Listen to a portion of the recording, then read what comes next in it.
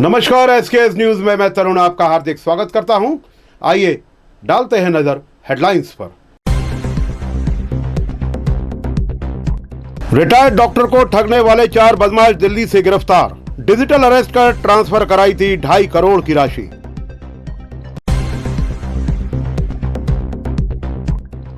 होलिका दहन की तैयारी शुरू। 22,500 कंडों से सजाई जा रही है सराफा बाजार की होलिका।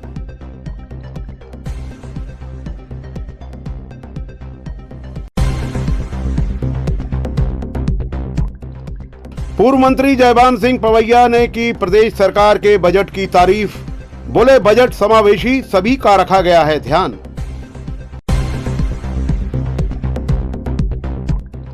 संत कृपाल सिंह जी महाराज पहुंचे शिवपुरी। स्वास्थ्य शिविर के लिए निकाली गई रैली में हुए शामिल।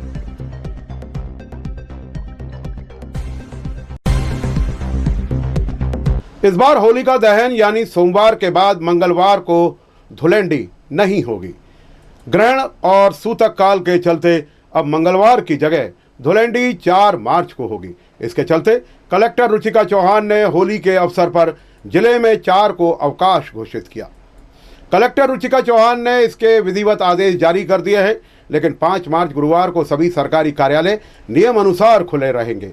इस मौके पर सुरक्षा व्यवस्था के लिए पुलिस को विशेष तौर पर अलग अलग चेक पॉइंट पर तैनात किया गया है। राष्ट्रीय सेवा योजना एवं रेड रिबन क्लब द्वारा माधव महाविद्यालय में एक रक्तदान शिविर का आयोजन किया गया। इसमें रक्तदान के महत्व को बताने के साथ ही कहा गया है कि हर व्यक्ति को साल में एक बार रक्तदान जरूर करना चाहिए। इससे न सिर्फ रक्तदाता दूसरों के जीवन को बचाते हैं, बल्कि खुद भी 80% बीमारियों से दूर रहते हैं। माधव कॉलेज में लगे इस रक्तदान शिविर में शिक्षक और छात्र छात्राओं ने बड़ी संख्या में रक्तदान किया।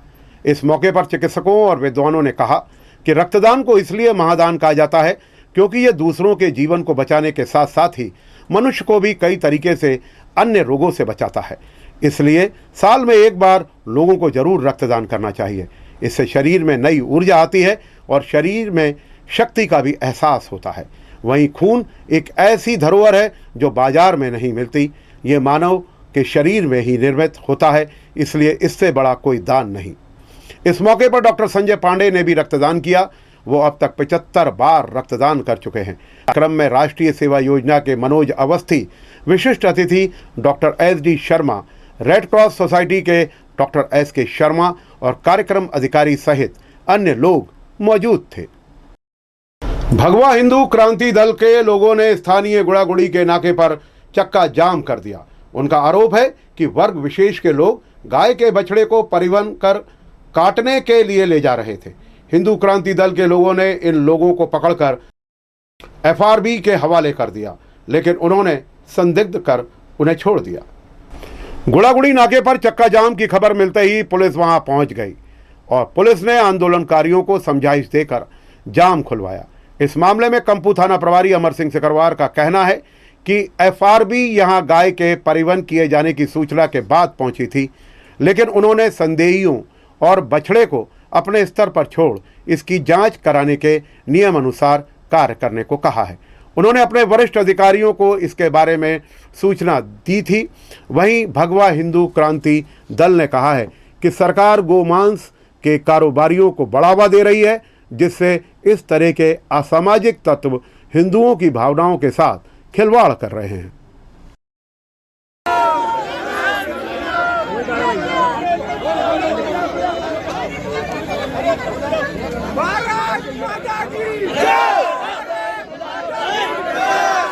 जानकारी मिली थी भगवा हिंदू क्रांति दल में कुछ पदाधिकारी यहाँ रुके हुए थे, तो कुछ मुसलमान तत्व के लोग गाय को लोडिंग में बिठाकर ले जा रहे थे, जिसमें बड़े लोग थे और उसमें बच्चे भी थे।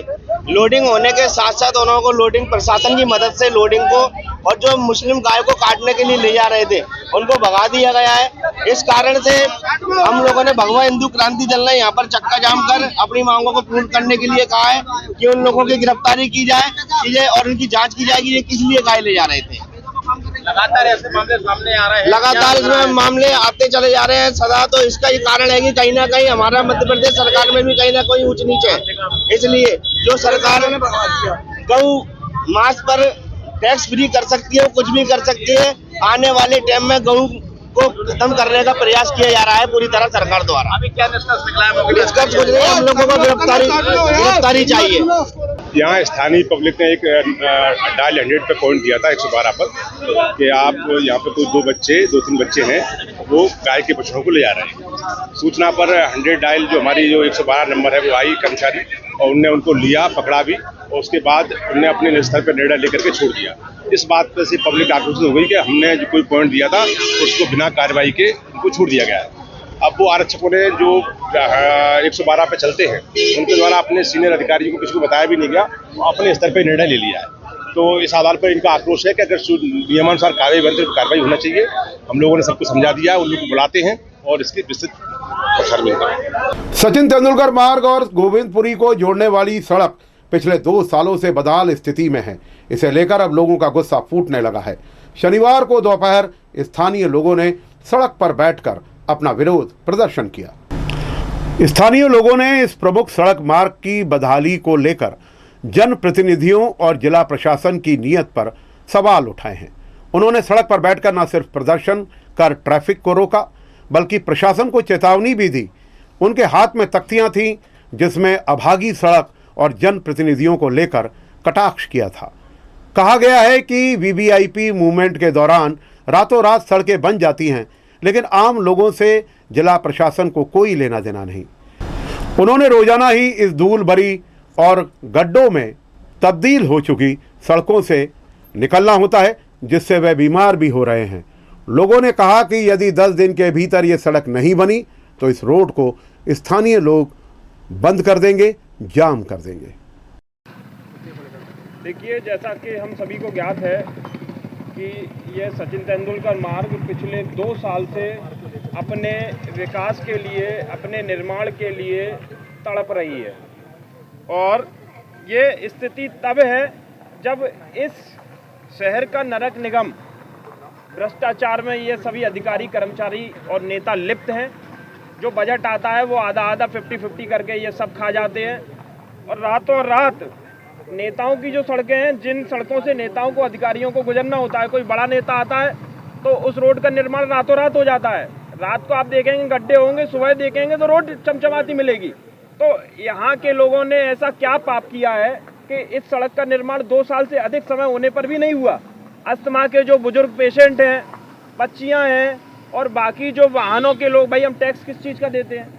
नगर निगम ग्वालियर हमसे 10 से 15 प्रकार के टैक्स वसूलती है, लेकिन सुविधाओं के नाम पे ये जीरो हैं। क्या सुविधा है भाई? सड़क हमको है नहीं, साफ पानी हमको है नहीं, साफ हवा हमको है नहीं, फिर टैक्स किस चीज़ का ले रहे हैं आप? हमारा निवेदन है और हम चेतावनी भी देना चाहते हैं नगर निगम ग्वालियर के कमिश्नर साहब, महापौर मैडम और जो भी अधिकारी और नेता हैं। 10 दिन बाद आज हम सिर्फ सांकेतिक रूप से 2 लोग बैठे हैं कि यहाँ पे ट्रैफिक व्यवस्था बाधित ना हो। भैया, ये शहर हमारा भी है, लेकिन अगर 10 दिन में ये लोग अगर नहीं जागे और 10 दिन में इस सड़क का निर्माण नहीं हुआ तो 9 तारीख को यहाँ हजारों की संख्या में सभी रहवासी बैठेंगे। 1 महीने से हम लोग सिर्फ यहाँ लोगों से संपर्क कर रहे हैं। सभी लोग यहाँ बैठेंगे और इनको स्थिति नियंत्रित करने में इनको बड़ी असुविधा होगी। और ये स्थिति मैं बताऊं कि 10 दिन के अंदर अगर ये रोड नहीं बनी तो बहुत दिक्कत हो जाएगी। आगामी 17 मार्च से 24 मार्च के बीच रोटरी रीजनल मेडिकल मिशन के द्वारा शिवपुरी में एक निःशुल्क विशाल स्वास्थ्य शिविर का आयोजन किया जा रहा है, जिसमें एम्स, मेदांता, राम मनोहर लोहिया जैसे देश के नामी ग्रामी अस्पताल के 200 से ज़्यादा विशेषज्ञ चिकित्सक मौजूद रहेंगे। इस कार्यक्रम की प्रेरणा केंद्रीय मंत्री ज्योतिरादित्य सिंधिया के विशेष प्रयासों और रोटरी क्लब की पहल पर की गई है। इस मौके पर लोगों तक जानकारी पहुंचाने की एक जागरूकता रैली निकाली गई। कार्यक्रम में doctor Virendra Gangwal, doctor Priyamvada Bhasin, rotary अध्यक्ष दीपेश सांखला सहित अन्य गणमान्य नागरिक मौजूद रहे। इससे पहले 2 बत्ती चौराहे पर संत कृपाल सिंह जी महाराज का रोटरी क्लब और उपस्थित लोगों ने भव्य स्वागत किया। इससे पहले पूर्व केंद्रीय मंत्री एवं कद्दावर नेता स्वर्गीय माधवराव सिंधिया की प्रतिमा पर माल्यार्पण किया गया। इसके बाद रैली शुरू हुई। इस रैली का समापन अमर शहीद तात्या टोपे की प्रतिमा पर समापन हुआ। कार्यक्रम के दौरान शिवपुरी के वरिष्ठ नागरिक, रोटरी क्लब के सदस्य एवं अंचल के कई चिकित्सक भी मौजूद थे। इस मौके पर संत कृपाल सिंह जी महाराज ने कहा कि मानवता ही सबसे बड़ा धर्म है। जो लोग दूसरों के दुख बांटते हैं वही सच्चे अर्थों में ईश्वर की पूजा करते हैं। उन्होंने बड़े महाराज से जुड़े अपने कुछ संस्मरण भी सुनाए, जिसमें उन्होंने बताया कि एक कांस्टेबल के लड़के को दिल्ली में इलाज के लिए किस तरह पूर्व मंत्री स्वर्गीय माधवराव सिंधिया जी ने मदद की थी। उनकी इसी परंपरा को अब केंद्रीय मंत्री ज्योतिरादित्य सिंधिया आगे बढ़ा रहे हैं। उन्होंने रोटरी क्लब को इस आयोजन के लिए साधुवाद दिया एवं इसमें भागीदारी निभाए सभी जनमानस को हमारी ओर से बहुत बहुत बधाई है। हमें कुछ पंक्तियाँ याद आती हैं कि हम मंदिर जाएं या ना जाएं, मस्जिद जाएं या ना जाएं, और गुरुद्वारे जाएं या ना जाएं, गिरजाघर जाएं या ना जाएं, अगर हमारे अंदर मानव सेवा का भाव है, जो कि रोटरी के माध्यम से हम सबको भी प्रेरणा मिल रही है, अगर वो भाव स्थिर है तो निश्चित तौर पर मानव सेवा करते हुए हमें उसकी कृपा का लाभ सहज में मिल जाता है। कहा इबादत है, इबादत है किसी नाशाद का दिल शाद कर देना, इबादत है किसी बेकफन को कफन उड़ा देना, इबादत है किसी बर्बाद को आबाद कर देना, और इबादत है किसी दर्दमंद का दर्द बटा लेना। जैसा कि इस शिविर के माध्यम से आदरणीय भूपेंद्र जैन जी ने ये प्रस्ताव रखा और ये क्रियान्वित हो रहा है कार्य, और हमें पूर्ण उम्मीद है कि शिविर इस क्षेत्र के लिए, क्या मध्य प्रदेश के लिए और देश के लिए भी एक प्रेरणा का स्रोत बनेगा। आज यहाँ सभी लोगों के बीच में आने का अवसर मिला है। आदरणीय श्रीमान ज्योतिरादित्य सिंधिया महाराज का भी हमने देखा कि हर क्षेत्र में, और पूर्व कैलाशवासी आदरणीय श्री माधवराव सिंधिया जी का तो हमने कई घटनाएं प्रत्यक्ष में देखी, क्योंकि बहुत संपर्क में रहे सभी लोग। एक बार एक ध्यान आ रहा है, छोटा सा दृष्टांत। एक बार किसी सिपाही कांस्टेबल का बच्चा एक्सीडेंट में घायल हो गया और उसने बहुत कोशिश की, तो वहाँ दिल्ली के लिए रेफ़र किया गया और अपोलो में जैन साहब उसको भेजा गया। वहाँ अपोलो में जाके उसको भर्ती कराया, तो उसने सारी जितना व्यवस्था थी वो लगा दी वहाँ। उसके बाद पैसे कम पड़ गए, तो वो पता नहीं कहीं से पता लगा तो हमारे पास है। तो हमने कहा पहले तो जाओ महाराज के पास, जरूर कुछ ना कुछ है। उन्होंने अपने पर्सनल तौर पर उसको कुछ 25-30 हज़ार रुपये की हेल्प की।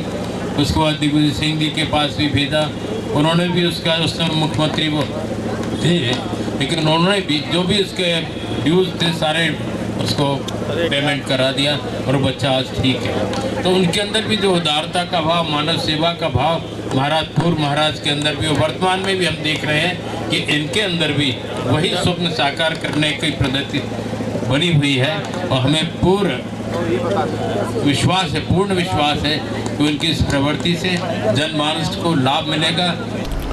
पूर्व मंत्री जयबान सिंह पवैया ने प्रदेश सरकार के बजट की तारीफ की है। उन्होंने मीडिया से मुखातिब होते हुए कहा, मुख्यमंत्री डॉक्टर मोहन यादव की सरकार ने अपने दूसरे बजट में 4,38,000 करोड़ का प्रावधान किया है, जो पिछले वर्ष की तुलना में 4% ज़्यादा है। उन्होंने बताया कि 2047 के विकसित भारत के लक्ष्य को ध्यान में रखते हुए मध्य प्रदेश सरकार निरंतर हर मोर्चे पर आगे बढ़ रही है। मुख्यमंत्री डॉक्टर मोहन यादव की सरकार के इस बजट को उन्होंने समावेशी बजट बताया है और कहा है कि किसान, गरीब, मजदूर, छात्र और महिलाएं सभी के लिए ये बजट लाभकारी है। उन्होंने मध्य प्रदेश सरकार के 80 लाख बच्चों को मुफ्त में दूध वितरित किए जाने की योजना की भी सरकार की तारीफ की है। प्रदेश सरकार ने 8वीं तक के बच्चों को यह दूध उपलब्ध कराने के निर्देश जारी किए हैं। देहात में कामकाजी महिलाओं के लिए सखी निवास बनाकर उन्हें आवासीय सुविधा भी दी जाएगी। उन्होंने बताया कि पूंजीगत व्यय में मध्य प्रदेश में कर्नाटक जैसे विकसित राज्य को भी टक्कर देने का काम किया है।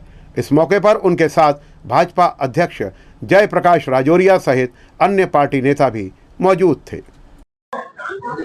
देखिए 2026-27 के लिए गत दिनों मध्य प्रदेश सरकार ने जो बजट पारित कराया है वो बजट बहुत समावेशी है, चतुर्मुखी है। गरीब, युवा, किसान, नारी और इंफ्रास्ट्रक्चर, इसको केंद्र में रखकर हमारा बजट इस बार पारित हमने कराया है। और हमारा पिछला जो ट्रैक रिकॉर्ड है विगत 2 वर्षों का, डॉक्टर यादव सरकार, ये ट्रैक रिकॉर्ड के आधार पर मैं कह सकता हूं कि हमने जो पूंजीगत व्यय मध्य प्रदेश में किया,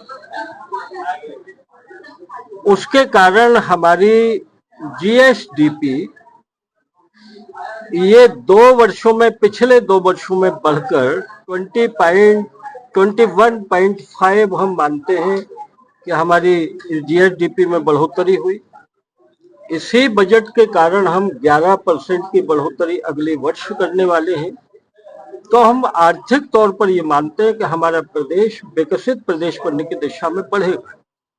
हम अनुमान लगा सकते हैं कि 2 वर्षों में 19.5% प्रति व्यक्ति आय में बढ़ोतरी हमारे जैसे राज्य में हुई है, जो पूर्ण विकसित राज्यों की श्रेणी में अभी नहीं है। हम विकसित होने की दिशा में बढ़ रहे हैं और इसलिए चाहे हम युवाओं की दृष्टि से कहें, उनके स्टार्टअप, उनके कौशल विकास की योजनाएं, उनके खेल के लिए बजट, इस पर पर्याप्त प्रावधान है।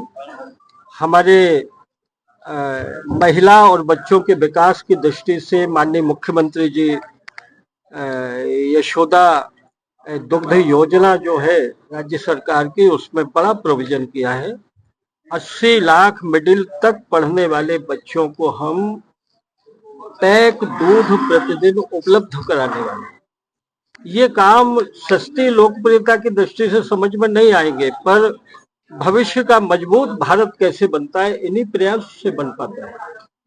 और इसी तरह हमने किसानों के लिए बहुत बड़ा 38,000 करोड़ रुपए का प्रोविजन करके 1 लाख सोलर पंप किसानों को मुफ्त में मुहैया कराने का बड़ा क्रांतिकारी निर्णय लिया है। बाकी भावांतर योजना में, बोनस में हम देने वाले हैं, इसके लिए तो बजट में प्रावधान है। कोऑपरेटिव बैंक के ऋण के लिए ब्याज का पूरा सब्सिडी सरकार देने वाली है, प्रोविजन है ही। और इसी तरह इंफ्रास्ट्रक्चर की दृष्टि से 89,000 करोड़ रुपया की सड़कों का रिनोवेशन ग्रामीण क्षेत्रों में कोई छोटा काम नहीं है। तो इसी तरह आधारभूत संरचना की दृष्टि से, कल्चरल टूरिज्म की दृष्टि से भी, धार्मिक पर्यटन की दृष्टि से बड़े प्रावधान इस बजट में किए गए हैं। कुल मिलाकर 2047 के विकसित भारत के सपने की ओर हमारा ये बहुत ठोस और गंभीर बजट है। दादा, एक सवाल था। एयरफोर्स के रिटायर्ड डॉक्टर महादेव नारायण के साथ 2.5 करोड़ की ठगी के मामले में दिल्ली से 4 बदमाशों को गिरफ्तार किया गया है। इसमें मास्टरमाइंड मोहित मिश्रा, उसके साथी हरीश यादव, राहुल प्रजापति और साहिल खान को भी गिरफ्तार किया गया है। डॉक्टर को मनी लॉन्ड्रिंग और संदिग्ध आइटम भेजने के झांसे में लेकर इन ठगों ने उन्हें 25 दिनों तक डिजिटल अरेस्ट रखा था। इसके बाद उनके खाते से 2 करोड़ 52 लाख रुपए ट्रांसफर करा लिए थे। ये देश के अलग अलग राज्यों के 300 खातों में रकम ट्रांसफर कराए गए थे। क्राइम ब्रांच पुलिस ने इन बदमाशों को दिल्ली से गिरफ्तार किया है और यहां लाकर उनसे पूछताछ की जा रही है। आरोपियों के खाते में 31 लाख की डॉक्टर ठगी हुई और वो रकम उन्हें मिल गई। करीब 46 सालों से सराफा बाजार की विशेष होली लोगों के आकर्षण का केंद्र रही है। जिंदल परिवार द्वारा शुरू कराई गई इस होलिका दहन को देखने दूर दराज से लोग यहां आते हैं। ये करीब 15 फीट की ऊंचाई में बनाई जाती है, जिसकी तैयारियां शुरू हो गई हैं। सराफा बाजार ग्वालियर के दुकानदार आपसी सहयोग से इस विशाल कंडों की होलिका को तैयार करते हैं, जिसका कल सोमवार को रात 10 बजे दहन होगा। स्थानीय लोगों का कहना है कि हर साल होलिका दहन में कुछ कंडों की बढ़ोतरी की जाती है। इस बार 22,500 कंडों की होलिका तैयार की जा रही है। होलिका दहन से पहले रासलीला और झांकी का भी आयोजन होगा। इसके बाद रात 10 बजे होलिका दहन की जाएगी। बाद में सभी लोग एक दूसरे को गुलाल लगाकर होली की शुभकामनाएं देंगे।